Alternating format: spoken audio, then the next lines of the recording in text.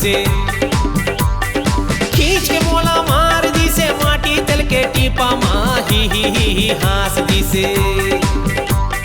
ही हास दी से ही हास दी से दिव्या तोरे दाई हा ही हास दी से ही हास दी से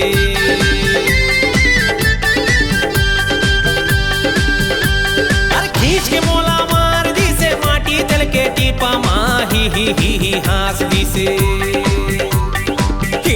ही हास दी से ही हास दी से दिव्या तोरे दाई हा ही हास दी से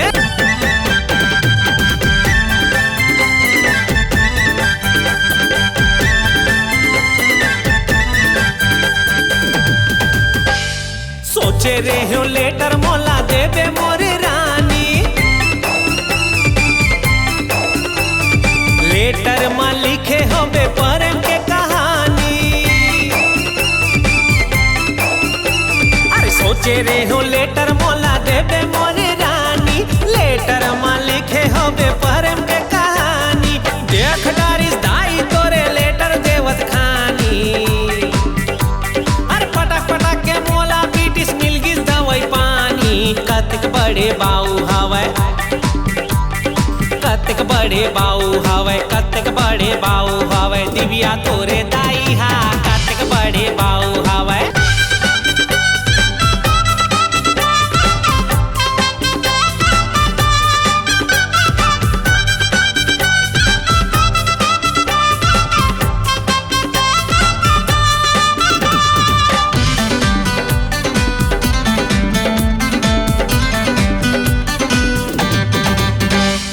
दूल्हा बन के मैं हाँ हूँ ले जाऊँ बिहा के मोर सही दामाद कहाँ मिल ही ते चेता दे रानी सही रखूँ तोला रिक्शा ला चला के बूढ़े रहूँ मैं तोरे काम बुता भूला के बन जाऊँ लम सेना मैं हाँ बन जाऊँ लम सेना मैं हाँ बन जाऊँ लम सेना मैं हाँ बन जा मोरे बाई बन जाऊँ लम सेना मैं हाँ बन जा मोरे बाई ही हास दी से